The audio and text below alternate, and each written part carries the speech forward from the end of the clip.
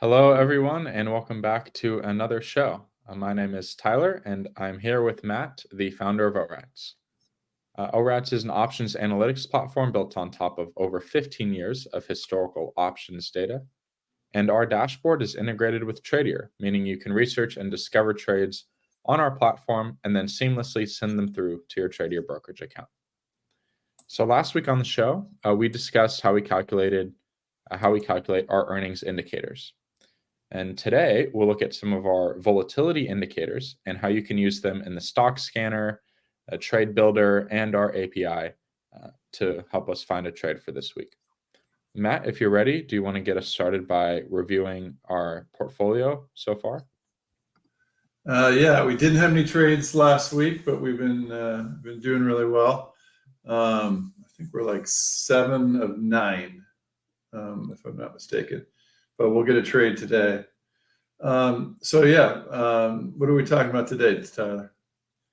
Yeah, we have a lot of implied volatility and historical volatility indicators in our data that we make accessible through our API.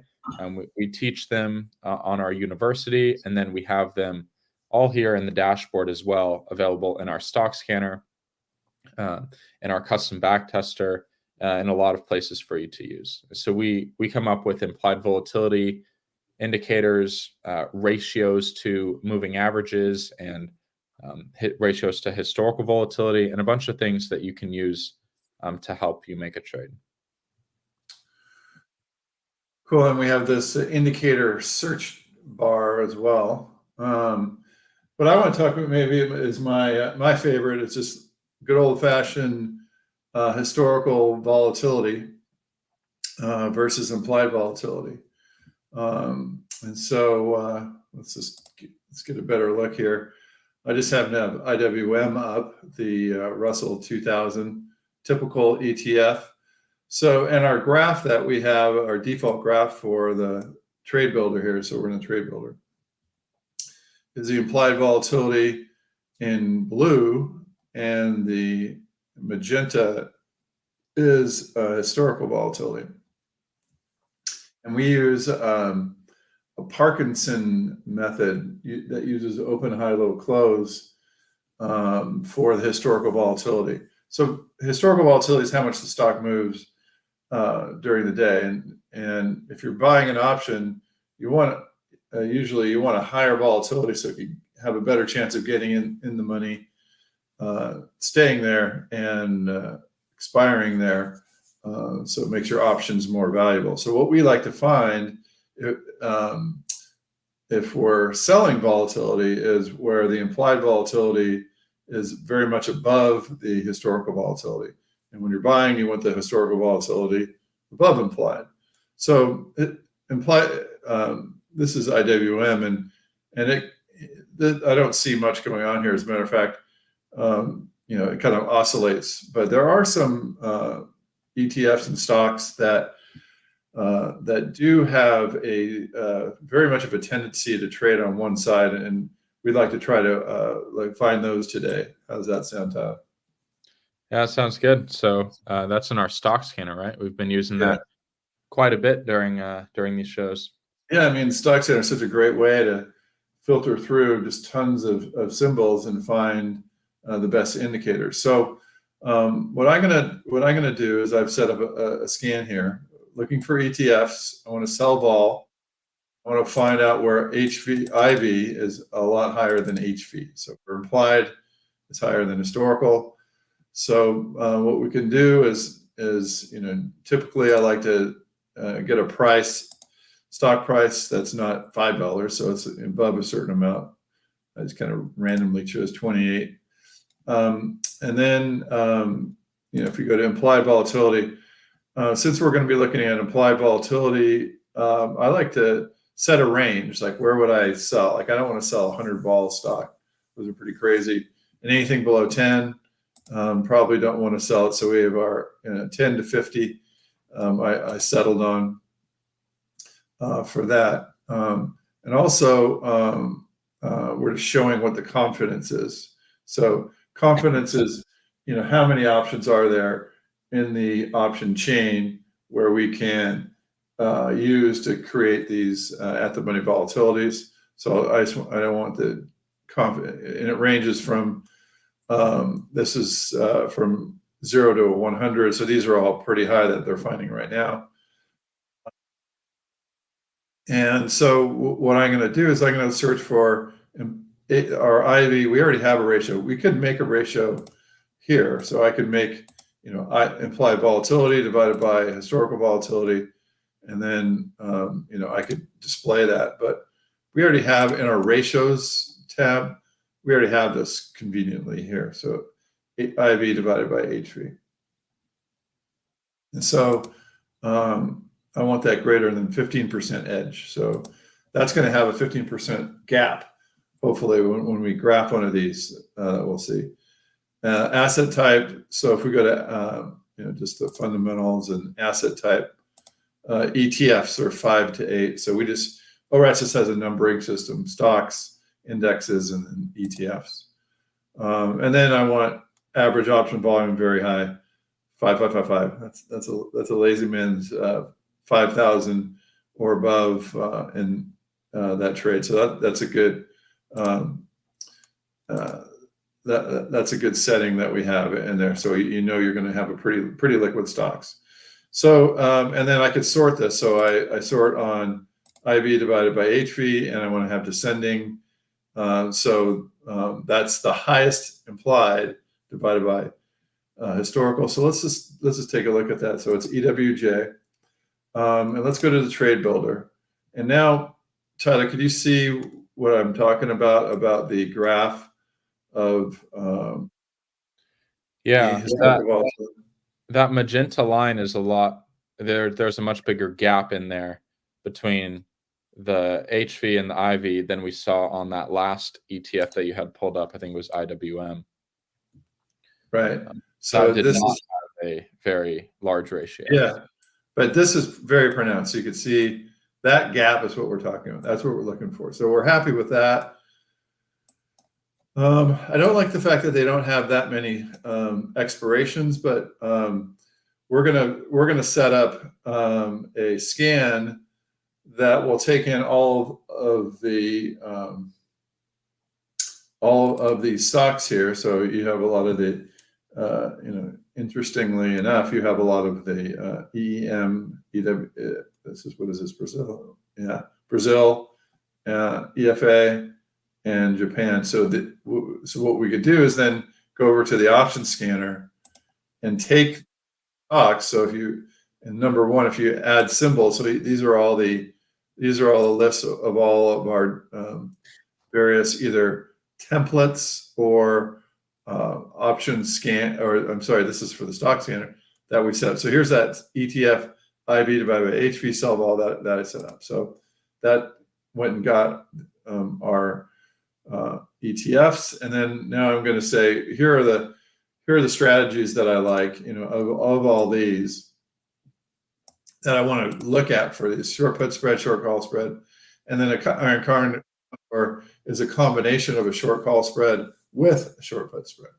So why do you pick these particular strategies? It's a selling vol strategy, right? So are we expecting the volatility to drop in the next 20 days, 30 days, or go up, or what are we expecting? Well, what we really want is just for the stock not to move that much, and for these to be profitable. Okay, and we're expecting the stock not to move that much because the ratio to the historical volatility is so high. Yeah, sorry, good question. That much means not move as much as the options would suggest. So that if you're implying a 20 vol and it only moves at a 15 vol, it's not going to move that much, so it won't get out to these short put spreads or call spreads, or it's a lot less than would be expected with a higher volatility. Gotcha. So we've just noticed through the historical volatility indicator that these stocks aren't moving as much as the options say they are, which is what the implied volatility indicator means. Right. So you're setting up these strategies that are profiting from a neutral move, right? And that's what an iron condor is typically used for. Iron condor is neutral, but like again, if there's a really good short put spread or short call spread, I would do it. I would do one by one, or since these kind of move together, I might, have a short call spread in one and a short put spread in another. But it looks like we're lining up for a good iron condor here in Can you EWJ. scroll down on that page a little bit? Our Yeah. faces are covered. There you go. Yeah. So yeah, it looks like there's some good iron condors here. So what we look at, so the price getting a buck. There's some edge in our distribution edge, in our forecast edge. We talked about these in other shows. I set kind of a tighter range around our smooth edge. Our smooth edge is really usually between 1 and -1 for a lot of these. So you don't want to go out too far to, that you avoid getting filled. If it's too much edge, or if it's too little edge, you don't want to go that way either. So these ratios, risk to return ratios, is 1 to 2. So I kind of like that. I set a range there too in our min maxes here. So I don't want to go too far off. Probability of profit. So we think that probability of profit, we think could be greater than that, since the implied volatility and the historical volatility are off. Deltas are usually, around 0 for these iron condors, and then theta is, how much you're going to get per day, and then open interest. So it looks like there's a fair amount of open interest, where the break evens are, what the volume is today, and then how wide the market is right now. That's the rest of, I really like our option scanner because it has all those, and you could set the min maxes on any one of those things that we just mentioned right there, and save it, and it'll come back just as you did it. So, really saves you a lot of time just when you're setting up a stock scan. Put it here, option scan, you hone it down, and then just click the button, and there you go. So yeah, let's look at one of these. So then I'm ranking these. I like our forecast, a little bit of our distribution, maybe a little bit of smooth. DTC is good. How much deltas cost? I don't like that much. Or to risk and probability of profit are kind of offsetting. So, that's how we come up with this iron condor. So let's take a look at it. Click on that, and then it pulls it up. And then it should, what I like to look at, so this is the point here. The break evens are 64 to 69. Probability of profit 70. So it just counts the red, or actually all of the, you can maybe see these probability ranges for each one of these charts, bar charts here. So you can see it counts up all those, and that's 70% underneath that distribution. That's an historical distribution. You can see, calls and puts, and then, going out, how you're going to do every day that goes by, you're going to get closer and closer to this, until finally, if you stretch it all the way out, the purple line, the theoretical line, is right at the payout picture for what it looks like at expiration. How's that look, Tyler? Yeah, it looks good. Or do we have any exit alerts that we want to put on this trade?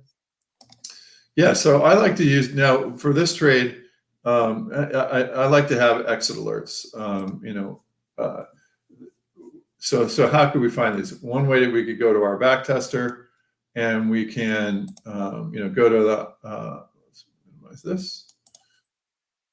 So the cool thing, it's just not my opinion on something. I could go to actually, like EFA, EEM, go to these iron condors, and look at, because I'm in max kind of around where we're doing it, and our deltas.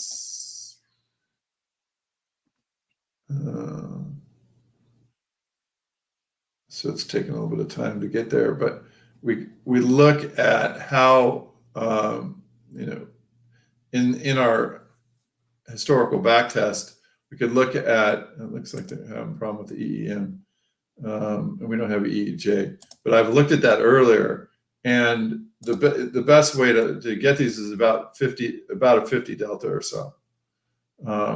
So what we'll do is we'll 50% profit, 50% loss. So what we'll do is we'll go to our trade alert and say profit of 50, and same with the loss here is below 50. And we'll put in our paper trading. I like to put where it's from and what we're thinking about when we're coming out with this. And this is also going to be really interesting because Tyler, we have our next thing that we're going to add is our journaling. So you want to put in your notes, what you're doing. So this is paper in the Tradier. We developed this. So I'm going to give them. Let's see what I always like to look at what the smooth edge is. So it's 80 cents. We're trying to get 82. We're probably not going to get 82. So let's give them, a couple cents, and then we'll force it so we don't have to wait. And this will be our trade for the week. Awesome. Yeah, that trade journal is going to be really neat when that comes out. Yeah. It's like, did you send that as a forced order or? Yes, I don't know if I had paper trading open at that point. So I think do that again.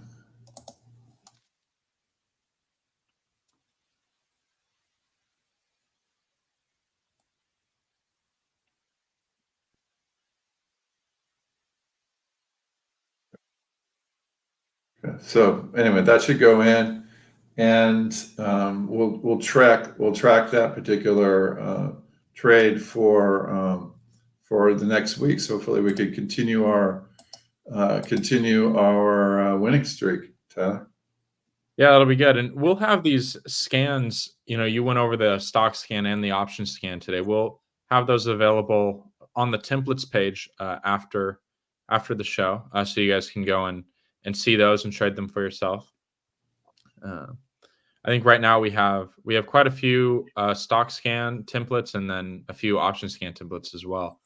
So those are you just click on them and then they'll auto load all the stuff that we've done right into your scanner, and then you can make the trades. Yeah. So these indicators, we have quite a few of them. You want to talk about our API? That's another way to access it. If you don't want to use the tools in our dashboard, I just want people to know that we have this thing is built on application programmer interfaces here. Yeah. You go to that one, and you can see all the endpoints that we have here with the intraday data API and our delayed, and you can access all the indicators, the volatility indicators that we talked about today in the APIs. So these are also available on our website in addition to the trading platform that we have. Right. So this is the core data. And you could go in, you could test these out. So you could go to core data history, and then, go get these. You could go to core data history and go see the documentation. So we have, all the imports. It's very well put together. You guys done a good job on this. There's some core research that you could read more about the volatilities, historical volatility information. You could also go to the university and check out more there. Look at volatilities and predictive indicators there. And so here's the X earnings implied volatility, and blog. So you can go to the blog.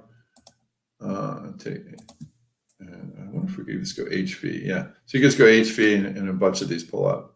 So these are all the resources. Tyler and you and I have done a lot of work to get the teaching part, the educational part of this, because we're sensitive to the fact that there's a lot of data here, but we also want this to be a learning experience. And I have a lot of experience. I started as a market maker in 1993, and before that I was trading, and I'd worked in Lehman Brothers before that. So I mean, it's been a long time in the market. So we try to build out a really good educational tool, and our dashboard product has a lot of it's built on these awesome endpoints, and we've got some great tools, and we've got more tools coming out.